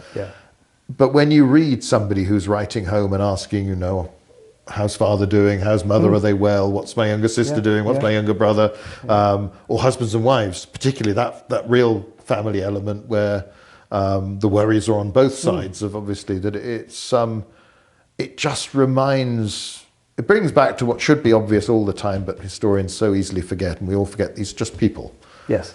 They wore different clothes, they look different to us, they have different attitudes in many ways, but basically speaking, in all the important things, they're like us. It's to be honest, I remember the days. I mean, when I was in the Navy, we had what they called blueies, which was just an envelope, very thin envelope that you folded up a number of ways, and it actually made a letter that you could post off, and you just wrote on the one side, posted it off, and we got free mail. That was our way of sending it home free. And I sent them, and my wife at that time, she would write to me that way. And when I read these letters home, they just sound just the same. I know. The emotions, the thoughts, processes, they're all the same. Nothing's really changed. No. Yes, okay, the world around us has changed, but humanity hasn't changed much at all. It's not at all. All their fears and hopes are just the same. I remember, thinking about the Vindelander material, where you've got these writing tablets of military documents, private documents. I remember David Breeze, who was head of Historic Scotland, so an archaeologist and a civil servant. And he said, most of this stuff, it's the stuff that came across my desk every day. It's it's lists of things, it's reports on it, and it's that, but that, it's very normal, and it's from the end of the 1st century AD, very beginning of the 2nd, and it really, again, the details of some of the terminology, but it's very human, and you can find that, and you do find it in the sort of grander sources when you read some of Cicero's letters and he's clear upset when his adult daughter has died, and it's just absolutely normal. It's what a human response. It's so. For all the trimmings that society and attitudes change a bit, the basics are still. And I think if they weren't, we wouldn't be able to understand history. If people were completely different in the way they behaved, then you have nothing in common with them. So it's always. It is. I mean, it is that you read. I think reading their words in that respect, there is something perhaps particularly about a letter and a family letter that brings that home. But even the diaries, the sort of things they're worried about. Well, I think I said to you earlier, when we when I get a book where there's a lot of letters and you've gone through their lives, by the time I get to the end of it, I really, really feel I know these people. And actually, this one now with the phrases and units, you'll see that things unfortunately didn't work out well for the family total, not just those the military ones. Not just the military ones. It's not a great story in that sense, but it actually moved me at the end. I felt, you know, it can be a shock when you're reading a source like that. It's the same as I not long ago was reading a book on the Battle of Britain, done day by day, and it's several volumes, but you read a chap writing home to his fiancée, they've just got engaged, and then a few pages on, this fellow was shot down and killed. Right, yes. But it's that, because you don't know that, whereas you know Picton's going to get shot when you're reading about Waterloo. You know he's not going to survive, you know Wellington is, you know. When you're caught up with the sort of, the sense, the immediacy of it, it's just the life of this you're looking at, and then suddenly, it can be very moving, and I'm sure even more so when you've gone into it in that. Well, I mean, that's why I personally, you know, you can, and I have written on the subject, and I will write on the subject, because you've got to understand the basics of Waterloo, you know, and that's why I say that's why I will write again on the subject. But I'm more interested in the, what was it, 170,000 people, and near 200,000 if you put Prussians in as well, 200,000 people that fought to the death on that field. And I'm more interested in understanding those people than the grand strategy. And for them, this was a highlight, even if a terrible one, of their lives, but their lives were much more than this. Absolutely. You know, they'd got there somehow, and they would go on, if they were lucky enough to survive. Absolutely. To have, and it's, again, it comes back to that humanity. And I think that's just, it's easier to do with this sort of material, and some periods you don't get it. No, I get that. But you need to remember that that's what you're talking about. Because deep down, even if you can't get to the experiences of one of Caesar's soldiers in Gaul or something like that, it's just not there. But that doesn't mean they didn't have them. They didn't have lives like this. They didn't have families. They didn't have ambitions, concerns, and all this sort of. So it's, I think for me, the way I approach ancient history has benefited because of the interest I've had in this period and other periods. This one in particular, because of this type of material that we simply, well, as I say, there's some tiny little, you know, I did a video a few weeks ago of a letter that's written to Cicero by one of the senior officers at a battle fought against Antony. The letter's written within a day or so of the battle. Goes and then subsequently published. We don't have much else from this fellow. He's one of the people who's murdered Julius Caesar. You know, you can know bits about him. But he talks about, he ends up behind the enemy lines by mistake. It's a confused encounter battle, and he suddenly realizes he's amongst Antony's legionaries rather than his own. They recognize him. He gallops back towards his own men and notes that he throws his shield behind him because his own men are about to throw javelins at him, until he says, look, it's me. But that's unique. That's the only eyewitness account by a Roman commander written a day or two of a battle. That's it. But it's a taste of what was once there, and a reminder that these experiences were all there. So I would like to say that even in my period, I'd love to have more descriptions of the battle. Many don't, because when you're writing to your mum or your sister, you don't go into the gore. You might do a bit more to your, actually even to your dad you don't. You do a bit maybe, but you talk a bit more about the military. But you desensitize, you know, you sensitize it. You know, the only time I've come across it is when they're writing to a friend. Like they might be a bit more open to a friend. Particularly another soldier or and you do have to wonder when you have the consoling letter and say, oh, you know, he didn't feel any pain, he was killed instantly. Well, what else are you going to say? You're not gonna, you're not going to say he died in agony. I remember my father saying when he came back from, he was in Palestine at the British Mandate in the army, having been in the merchant navy as an apprentice before. The only time his father, who'd been through the First War, really talked about the First War was for the few months when he came back. And the rest he just didn't want to talk about it, and and that was the only time. And a few things my father said just before he died, when I was an adult rather than a child, he told slightly different stories about what had happened to the, because again, you don't want to upset anyone, and but again, that just makes them more relatable, more, you know, with the sense of this is how you, but it is, the other thing, I mean, you get it, there was, I think Max Hastings even did a book with it as the title, with Second World War accounts, people say, and then all hell broke loose. Because they just can't describe that chaos, confusion, and you probably can't remember a lot of it. There'll be instance you'll never ever forget, and that the remain as vivid as ever, but others where it's just gone because there was too much going on, and your perception of time is going to. So it's. Well, yeah, I've got to be honest. Funny enough, I'm doing, as you say, Waterloo, the Waterloo archive, and I remember there's a young British subaltern there who actually says basically, do you know, it was such confusion. There was blood and guts everywhere. There was smoke, noise everywhere, people moving about, and he said, if anybody tells you that they understand any part of what happened in that battle beyond about 5 feet from their face, they are lying through their teeth. Because he said, I knew nothing. I just got punched, pushed about. Like, you need to be there, sir. You need to be there. The colour sergeant was pushing him around, saying, you need to stand there now, sir, or whatever. He said, other than that, I have no idea what went on apart from if I saw it with my own eyes, literally in front of me.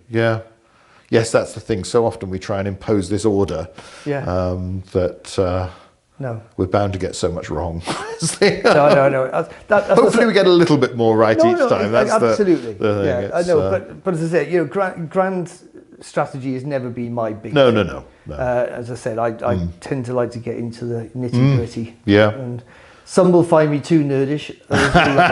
Well, I think certainly I just eat up everything you write, basically, because it's and there's usually because you do it so quickly and publish so much, I can't always get to it straight away. But then once I do, it's the oh wow, this is and there's always something. There's always something different, something new. But it's that to me, I can have an interest in the grand strategy and the tactics side, but none of that makes sense unless you're remembering that it's actually being performed, and the neatness again is artificial because for those taking part, and sometimes they don't really know why they've won or why they've lost. It just seems to happen. Absolutely. So anyway, on that slightly pessimistic of we're historians and we're, as we say, the more we learn, the more we realise we don't know about things. Just like to thank you, Gareth, for coming and doing this, and hopefully we'll get you again sometime. And but anyway, it's, as I say, the channel's mostly about ancient history because that's what I do, but this is a big interest of mine, fascinates me. And while I won't do too much on the novels, because doing a video just telling somebody a story of what's going to happen just spoils it for them, the history behind it, I'd like to do more about Waterloo, the Peninsula more generally, because I think the more we understand about other periods, and then particularly similar things, the more it helps with everything else. So, for a Romanist or for somebody writing about the Greeks or Romans, these are battles of massed formations, people standing rank to rank, shoulder to shoulder, in a way that just doesn't happen today. To help us understand when you have 500 or so men of a battalion-sized organisation, when you have thousands, what they might be doing. And how confusing it might be, and how they actually move across a field, and how when they get to a hedge, like the one encountered in the sunken road by the 32nd at Waterloo, what that means to all these neat diagrams that we happily draw as this is the plan of the battle, and this explains how the Battle of Granicus or Pharsalus was fought. The reminder, it's a lot more complicated than that, and it's all down to these individuals. So, but anyway, thanks again for coming and doing this. Well, thank you for having me. It's been a pleasure. There we go. Right.